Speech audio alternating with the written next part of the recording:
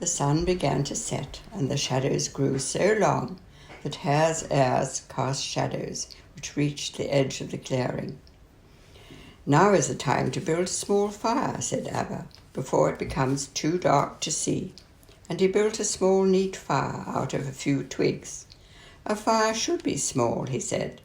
"We do not rob nature to make a fire. We take only what is needed. It is our due to keep us warm and roast our corn." He lit the fire with a small blue flame, which he made by a twirling stick on some dry bark, and soon they had a cheerful fire going between the great roots of the tree in the soft white sand. Abba drew another gourd of water from the tree, and when he had done so, he placed a small shell in a crevice of the tree in payment for what he had taken.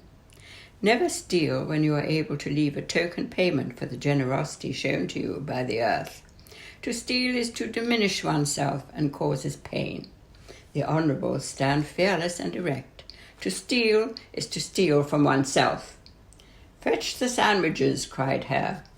Caller came back with a plastic container of peanut butter sandwiches and a large bunch of bananas. Abba's eyes lit up.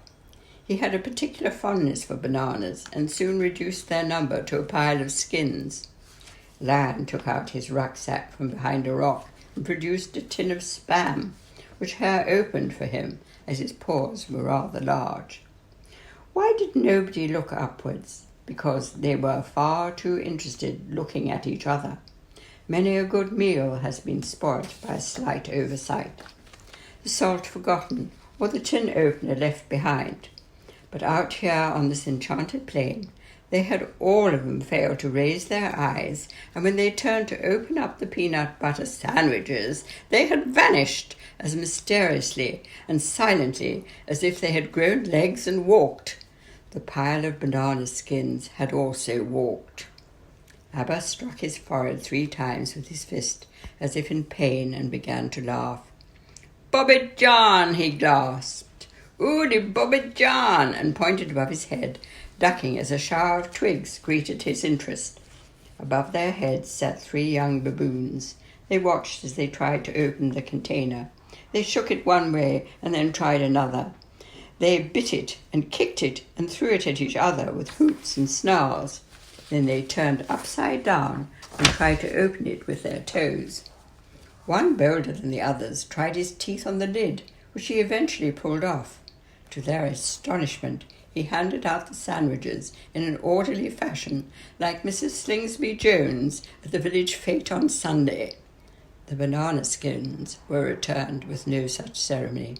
When it was realized that they were empty, they were hurled down with cries of anger and derision, and caused Lion to roar when he caught one on the ear, which he found extremely painful. When the feast was over, they ran off with whoops and ha's of mirth, like the Bandalog. "Peanut butter sandwiches were my favourite," cried Crawler, wringing his hands. "How could they do such a thing to a stranger?" "How indeed," said Hare, and laughed at his friend, but not unkindly.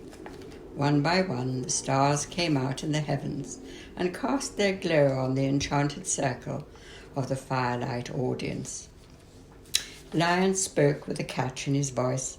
"I am the most fortunate of great beasts, that I can travel and see stars that once did shine upon my ancient kindred.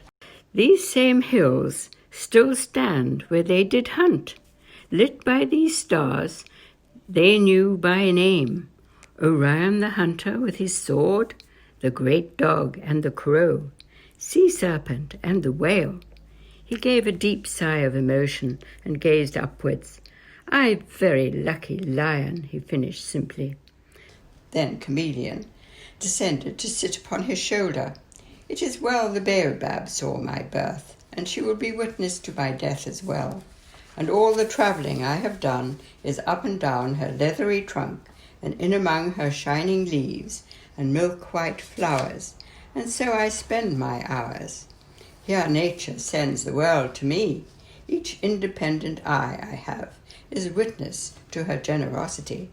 Good night, my friends," he said, and hand over hand, with a jerk and a sway, he made his way solemnly up the tree, Changing colours he went from a dull yellow to a dappled grey. The earth sighs and tells me it is time her children were in bed, said Abba, banking up the fire to keep its glow all through the night. How do you speak to the earth? Asked Hare. I do not speak, I listen, said Abba. I listen when others are chattering. I discern when others sleep.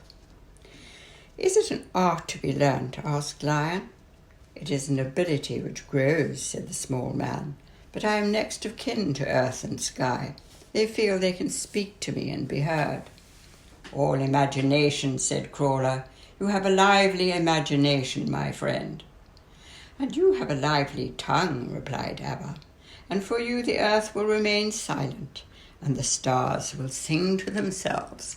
What can a small, undersized, leathery little man know of such things? Mocked the heron, who had been eavesdropping.